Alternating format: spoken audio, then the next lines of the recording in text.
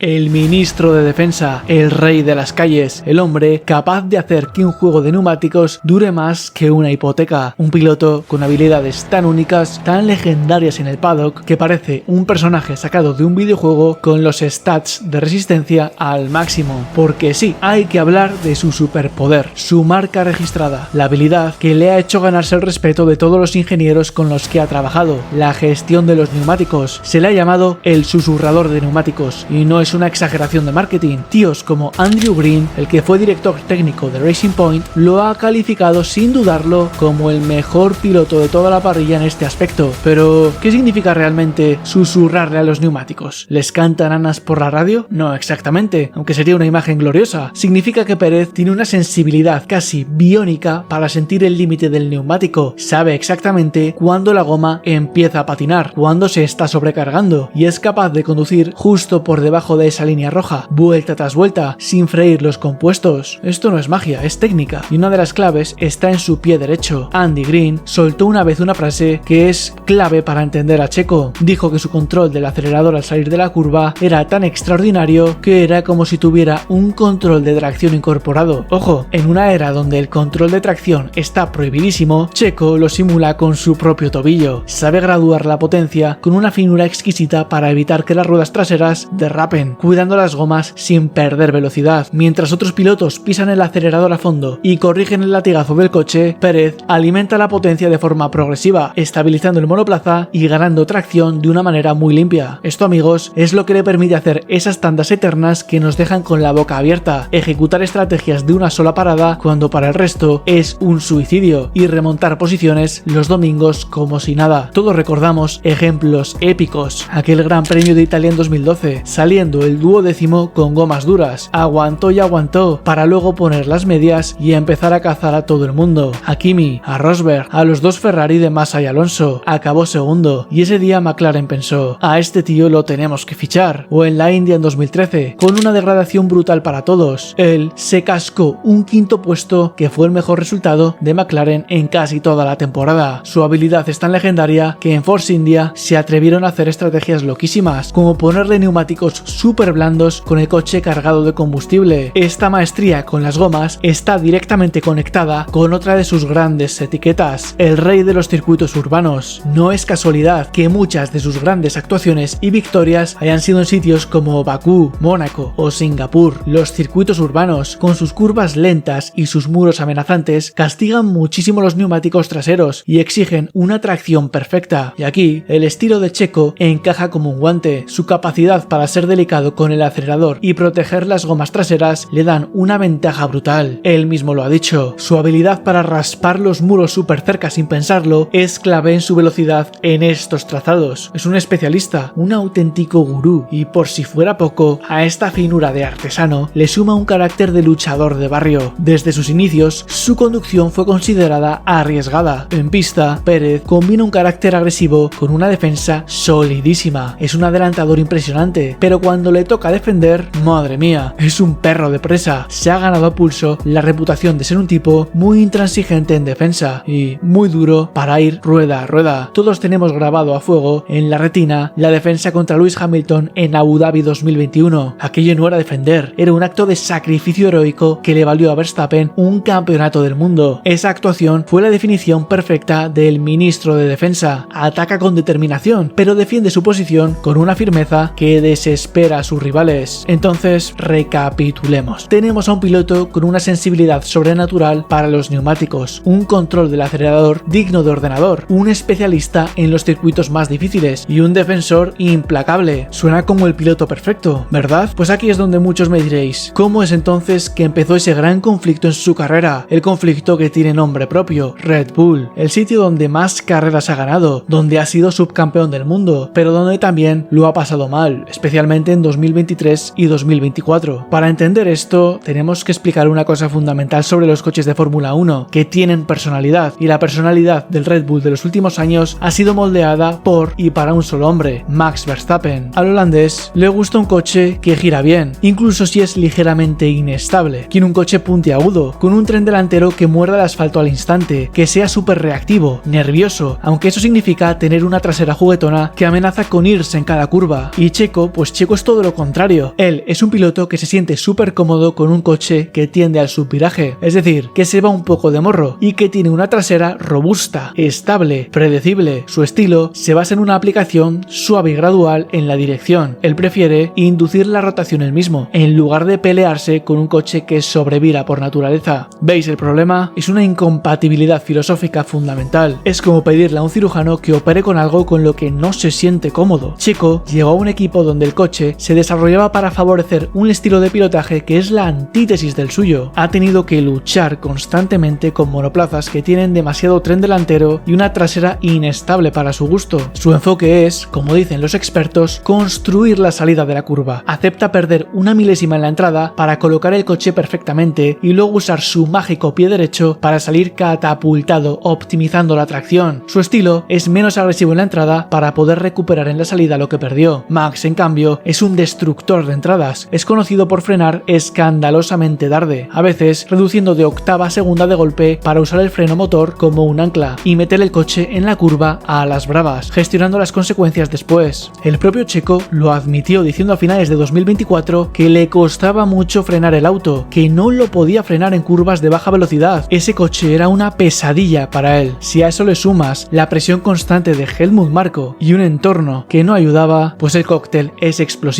y la gente del paddock, creedme, lo sabe. Muchos saben que el mexicano sería mucho más competitivo si Red Bull hubiera desarrollado su coche para él. Y si miramos su historial, la cosa canta. Checo ha superado en puntos a casi todos sus compañeros de equipo a lo largo de su carrera, a Kobayashi en su segundo año, a Hülkenberg, a Ocon, a Stroll. Solo Jenson Button en un McLaren poco competitivo y Max Verstappen han podido con él. Creedme amigos, sus últimos años en Red Bull no invalidan su inmenso talento. Checo Pérez es una máquina de sumar puntos súper sólida, un maestro en maximizar el rendimiento de coches de media tabla. Su estilo era perfecto, especialmente cuando lo que se necesita en esa zona de la parrilla es cuidar los neumáticos y ser consistente. Es un piloto de clase mundial. Su historia es la prueba de que en la Fórmula 1 no hay un único camino hacia la grandeza. Su experiencia y su valor en el mercado siguen intactos, con rumores que lo vinculan a grandes proyectos de futuro, porque al final del día, equipos y aficionados saben que con el coche y el entorno adecuados, Checo Pérez sigue teniendo la capacidad y el talento para ser un competidor temible en la categoría reina del automovilismo. Y esa, amigos, es la verdad del ministro de Defensa. En vuestra opinión, ¿cuál fue la mejor temporada de su carrera? Yo analizo la que es, en mi opinión, la temporada en la que demostró sus mejores cualidades en el vídeo que aparece ahora en pantalla. Nos vemos al otro lado. Un saludo.